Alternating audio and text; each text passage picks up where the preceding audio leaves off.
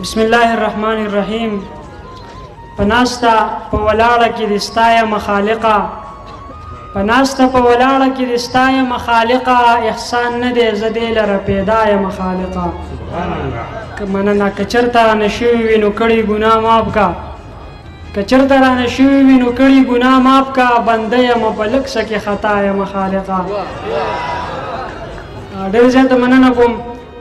دلارمان تاسو پیژنئ چې زما او د دلارمان څومره تعلق دی او څومره ګپ شپ دی. د ماشوموالي نه به ورته ووایو چې دلارمان په کوم وخت کې صحیح شاعري هم نه کوله، هسې به صرف شوق به کوم. او دلارمان په هغه وخت کې ملګري شوي وو په دغه کتاب قسم کتاب باندې په چاپ کولو باندې.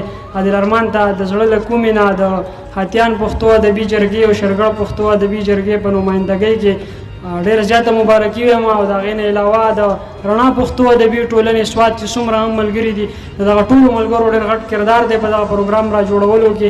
د ټولو ملګرو ډېره زیاته مننه کوم او په دغه کامیاب پروګرام ورته داد ورکوم.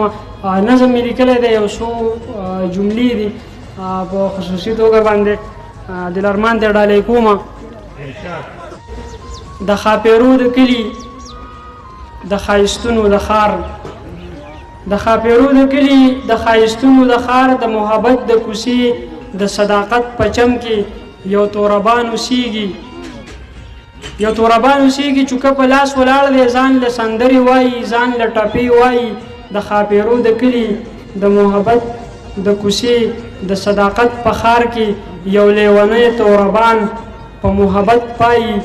د الفتونو وږې د ښکلاګانو مجنون یو لیونی توربان کله شعرونه لیکي، کله شعرونه وایي، څوکیداري هم کوي.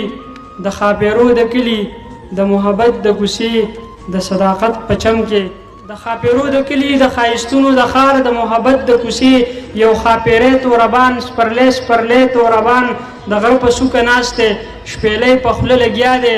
کله جانان ستایي، کله یاران ستایي، شیرینۍ هم ستایي. په فرهاد اوښکې توی کړي، په یوسف خان باندې په شوي ظلم جاړي. دا لیونی توربان جي سړي خواران کنځي، د غریب حق غواړي، په ټق او پړق غواړي. د معراج مرسته کوي، د سامراج مخه نیسي، د سماج خیال ساتي.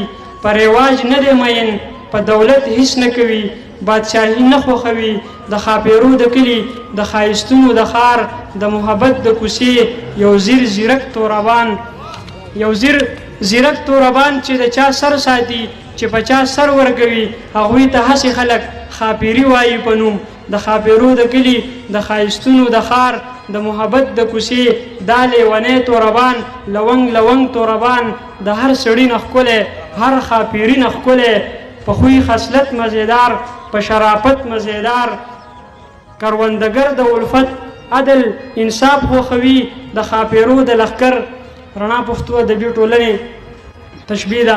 د خاپیرو د لښکر د صدارت په کرسۍ، د خاپیرو د لښکر د صدارت په کرسۍ، د شرافت په کرسۍ امن پیغام خپروي، سحر ماښام خپروي، په سر د بام خپروي، په سر د بام خپروي.